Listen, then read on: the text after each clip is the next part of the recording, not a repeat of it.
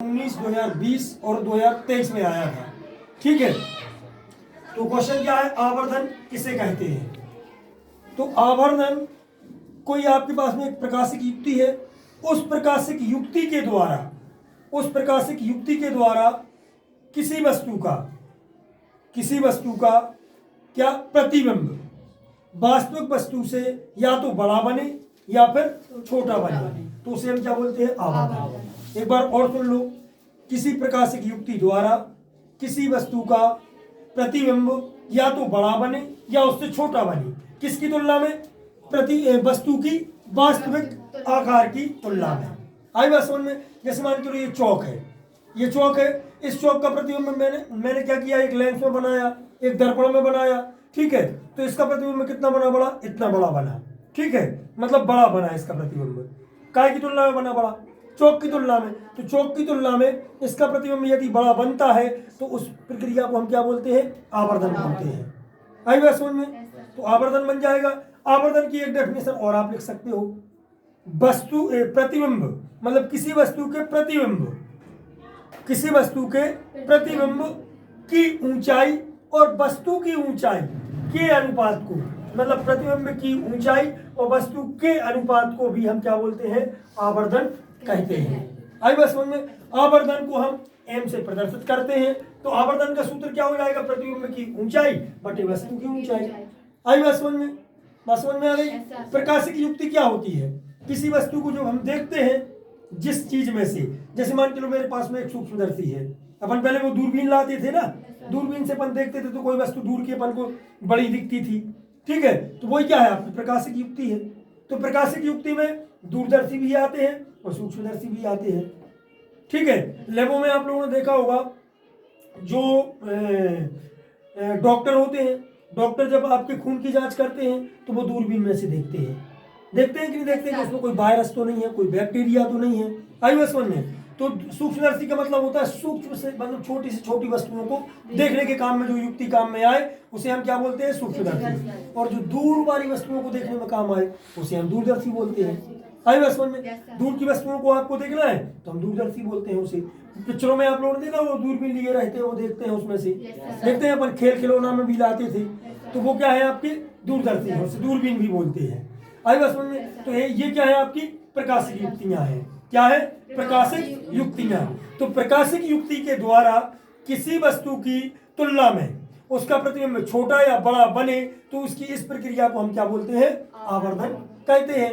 या फिर आवर्धन में आप ऐसा भी लिख सकते हो कि प्रतिबिंब की ऊंचाई और वस्तु की ऊंचाई के अनुपात को हम आवर्धन कहते हैं। आवर्धन को हम एम से प्रदर्शित करते हैं, तो एम बराबर क्या हो जाएगा, एच डैश बटे एच, एच डैश बटे एच। एच डैश क्या है, जहां पे एच डैश क्या है, प्रतिबिंब की ऊंचाई, और एच क्या है, वस्तु की ऊंचाई। तो वस्तु की ऊंचाई और प्रतिबिंब की ऊंचाई, मतलब प्रतिबिंब की ऊंचाई और वस्तु की ऊंचाई के अनुपात को हम आवर्धन कहते हैं। अब आई बात दर्पण की। दर्पण एक ऐसा परावर्तक पृष्ठ है, दर्पण एक परावर्तक पृष्ठ है। ठीक है, आई बात समझ में। एक गोलीय परावर्तक पृष्ठ है जिसे हम गोलीय दर्पण कहते हैं, मतलब ऐसा परावर्तक पृष्ठ जिसके जो कैसा हो, गोलीय हो, तो उसे हम क्या बोलेंगे, गोलीय दर्पण बोलेंगे। दर्पण कितने प्रकार के होते हैं, दो प्रकार के। एक होता है उत्तल दर्पण और एक होता है अवतल दर्पण। ये क्या है, इस तरफ से यदि हम देखें, ये आपकी आंख है, यदि हम इस तरफ से देखें तो ये कैसा है, अवतल दर्पण। क्या है, अवतल दर्पण। और यदि इस तरफ से देखोगे आप तो फिर ये क्या है, उत्तल दर्पण है, जो उभरा हुआ सामने, मतलब यदि ऐसा है तो ये इस तरफ से क्या है, उत्तल दर्पण। क्या है, उत्तल दर्पण। और यदि आप इसी तरफ से देखो और ये धसा हुआ है तो इसे हम क्या बोलेंगे, अवतल दर्पण। क्या बोलेंगे, अवतल दर्पण। आगे बात समझ में। तो दर्पण कितने प्रकार के होते हैं, दो प्रकार के। कितने प्रकार के होते हैं, दो प्रकार के। आई बात समझ में। ठीक है, अब ये तो हो गई दर्पण की बात। दर्पण में क्या होता है, सबसे पहले इसमें हमें एक लाइन खींचनी है। ये हमने लाइन खींच दी, खींची, इसे हम बोलते हैं क्या, मुख्य अक्ष। क्या बोलते हैं, मुख्य अक्ष। ठीक है, यहां पे मैंने क्या बना दिया, उत्तल दर्पण बना दिया। तो जब ये गोलीय पृष्ठ को हम क्या बोलते हैं, दर्पण। ये क्या है, आपकी गोलीय है, गोलीय। जब आप इस गोले को पूरा कंप्लीट करोगे तो इस टाइप से बन जाएगा। तो यही यहाँ कहीं आपको क्या मिलेगा, वृत्त का केंद्र मिलेगा। तो इसे हम यहाँ पे क्या बोलेंगे, वक्रता केंद्र। क्या बोलेंगे, वक्रता केंद्र। क्या बोलेंगे, वक्रता केंद्र। और यहाँ पे जो पॉइंट काटेगा उसे बोलते हैं अपन ध्रुव। क्या बोलते हैं, ध्रुव। ध्रुव को हम पी से दर्शाते हैं, वक्रता केंद्र को हम सी से दर्शाते हैं। यहाँ पे मैंने एक वस्तु रख दी, वस्तु का नाम क्या है, ए और बी। इस वस्तु से दो लाइनें निकलेंगी, एक लाइन यहाँ से जाएगी और एक लाइन जाएगी ध्रुव से। आई बात समझ में, दोनों लाइनें गई। यहाँ से ये अपवर्तित होती हुई इस तरफ आएगी और ये सीधी जा रही है। तो ये दोनों लाइनें जहाँ पे काटेंगी वहां पे क्या बनेगा, इस वस्तु का प्रतिबिंब बनेगा। आई बात समझ में, आई बात समझ में। वस्तु की दूरी को हम u से प्रदर्शित करते हैं और प्रतिबिंब की दूरी को हम v से प्रदर्शित करते हैं। P के इस तरफ वाली दूरियों को हम क्या लेते हैं, माइनस में, और इस तरफ वाली दूरियों को हम लेते हैं प्लस में। तो इसकी आवर्तन क्षमता क्या आएगी, इसकी आवर्तन क्या आएगी, m बराबर प्रतिबिंब की ऊंचाई या प्रतिबिंब की लंबाई। तो प्रतिबिंब की दूरी कितनी है, प्रतिबिंब की दूरी कितनी है, v। कितनी है, v। और वस्तु की दूरी कितनी है, -u। तो ये इस चित्र की क्या हो जाएगी, आवर्तन। आई बात समझ में, बात समझ में आ गई। जब आपकी वस्तु होगी तो वहां से दो लाइनें निकलेंगी, एक लाइन ये निकलेगी और एक लाइन मुख्य से ध्रुव से होकर जाएगी, मुख्य ध्रुव से। आई बात समझ में। तो एक लाइन ये गई आपकी और यहाँ पे क्या हुई, आपतित हुई। आपतित का मतलब जानते हो, कोई आपके पास पृष्ठ है, ये आपका पृष्ठ है, ठीक है। इस पर एक किरण आई और पड़ी। जब ये किरण आएगी और इस पर पड़ेगी तो वो क्या हो गई, आपतित हो गई। यहाँ पे हम क्या लगाते हैं, ये आपका अभिलंब है अभिलंब। तो ये अभिलंब तो आपका रहेगा, ये आपका रेफरेंस है, ठीक है। यहाँ से आपकी किरण आई और यहाँ पे आपतित हुई आपतित, और परावर्तन के पश्चात ये उसी दिशा में लौट गई। तो ये क्या हो गया, परावर्तन।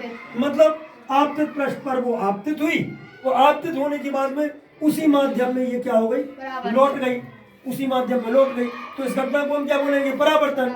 और अभिलंब और आपतित किरण के बीच में बने कोण को हम आपतन कोण आई कहते हैं।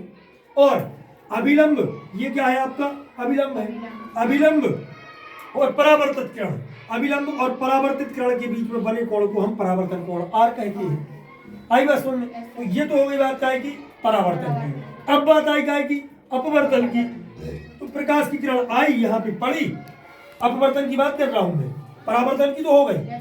यहाँ पे आपकी आपतित किरण आई, यहाँ पे पड़ी और अपने मार्ग से थोड़ी सी विचलित होती हुई, अपनी ये जानी कैसे चाहिए थी, सीधी, लेकिन अपने मार्ग से विचलित हुई, इस दिशा में निकल गई, एक माध्यम से दूसरे माध्यम में निकल गई। जब कोई प्रकाश की किरण किसी अपवर्तक पृष्ठ पर आपतित होती है और अपने मार्ग से थोड़ी सी विचलित होकर वो उसके आर पार निकल जाती है, तो इस घटना को हम क्या कहते हैं, अपवर्तन की घटना कहते हैं। क्या कहते हैं, अपवर्तन की घटना। तो ये हो गया इसका अपवर्तन, हो गया अपवर्तन। अब बात सुनो, यहाँ पे जो कोण बनेगा वो भी आपका आर कहलाएगा और इस कोण को हम कहेंगे अपवर्तन कोण। क्या कहेंगे, अपवर्तन कोण। ये बात समझ में आ गई आपको, आ गई बात समझ में। ये आपका आई बना, ये आपका आर बना और ये भी आपका क्या है, आर है।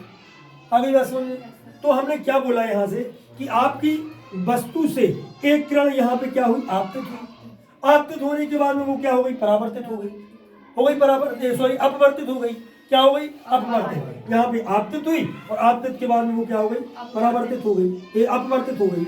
और अपवर्तन के पश्चात में ये दोनों किरणें कहाँ मिली, यहाँ पे मिली। तो इसे हम क्या बोलेंगे, वस्तु का प्रतिबिंब बोलेंगे।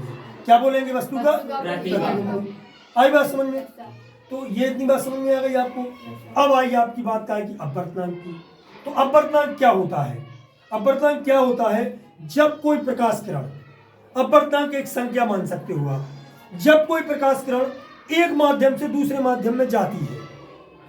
मान के चलो माध्यम कौन कौन से हैं, माध्यम कौन कौन से होते हैं, ये आपका वायु है। क्या है, वायु। ये वायु के बाद में फिर आपका जल है, जल के बाद में आपका क्या है, कांच है, कांच के बाद में आपका क्या है, कोहरा है। कितने माध्यम हो गए,